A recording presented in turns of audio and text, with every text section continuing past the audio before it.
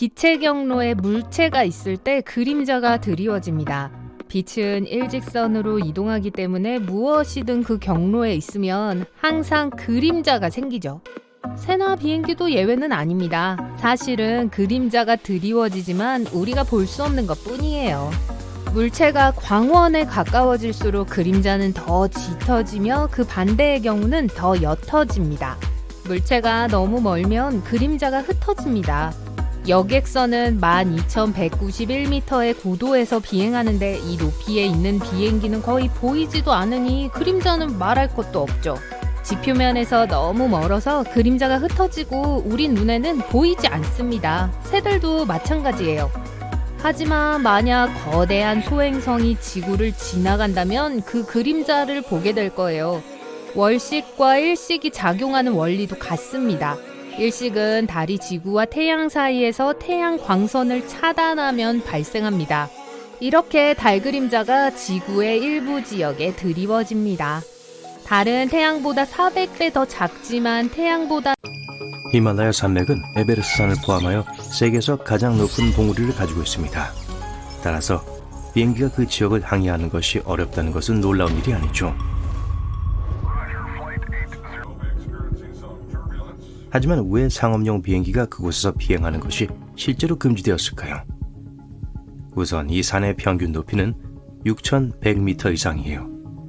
세계에서 가장 높은 산인 에베레스트 산은 해발 8,850m입니다.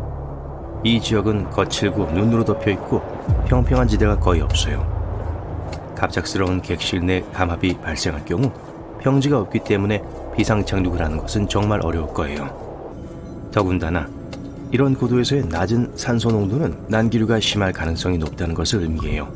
승객들에게 정말 불쾌할 뿐만 아니라 무작위적인 공기 이동과 높은 풍속은 비행기를 조종하는 것이 정말 어려워진다는 것을 의미합니다. 이 지역은 또한 인구가 매우 적습니다. 그래서 레이더 시스템이 그리 많지 않아요. 레이더는 항공 안전에 매우 중요합니다. 레이더가 없으면 조종사들은 비행 조건을 파악하기 위해 지상과 통신할 수 없을 거예요. 또한 그곳은 너무 추워서 제트 연료가 완전히 얼 수도 있습니다. 물론 비행기에 사용되는 연료는 보통 영하 45도가 되어야 했지만 에베레스트 상공에서는 가능할 수도 있어요. 가장 낮은 온도는 2004년 12월에 기록됐는데요. 그때 온도계는 무려 영하 42도를 가리켰어요. 따라서 조종사들이 특히 상업용 비행에서 그러한 위험을 감수하고 싶어 하지 않는 것은 당연합니다. 히말라야에 위치한 몇 안 되는 공항 중에는 세계에서 가장 착륙하기 어려운 공항이 있습니다. 지구상에서 오직 8명의 조종사만이 그곳에 착륙할 자격을 갖고 있어요. 그곳은 동부 히말라야 육지로 둘러싸인 나라인 부탄에 위치한 파로 국제공항입니다. 첫째로 그곳에 착륙하는 것은 매우 위험합니다. 왜냐하면 말 그대로 세계에서 가장 높은 산봉우리를 통과하기 때문이죠.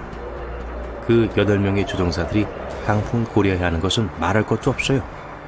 이러한 어려움에도 불구하고 그들은 매년 3만 명 이상의 사람들을 안전하게 착륙시킬 수 있습니다. 더 나아가서 조종사를 안내할 수 있는 레이더가 없어요. 그래서 항공기를 완전히 수동 모드로 조종해야 합니다. 조종사는 활주로에 접근할 때 특정 시각적 랜드마크 체크포인트를 기반으로 움직임을 추적해야 해요. 게다가 비행은 낮 시간 동안 시야가 확보될 때만 허용됩니다. 조종사들은 또한 산비탈의 전신주와 지붕도 조심해야 해요. 종종 45도 각도로 산봉우리들 사이를 통과한 직후에 활주로로 빠르게 하강해야 한다는 의미입니다. 바로 국제공항까지 2개의 항공사만 운행하는 게 이해가 돼요. 상업용 한국 조종사 외에도 6,100m 상공에서 대부분의 경력을 보는 특수훈련을 받은 헬리콥터 구조조종사들이 있습니다. 대부분 그만큼 경험이 많은 등반가들과 함께 일을 하는데 그들은 쿰부빙하를 건너면서 훈련을 합니다. 그곳은 지구에서 가장 위험한 구역으로 불립니다. 6층 건물만큼 높은 얼음 기둥으로 이루어진 에베레스트 서쪽에 이 거대한 빙하는 끝이 보이지 않는 얼음 구멍으로 가득 차 있어요. 등반가의 경험 정도에 따라 빙하의 한쪽 끝에서 다른 쪽 끝까지 가는데 4시간에서 12시간이 걸립니다.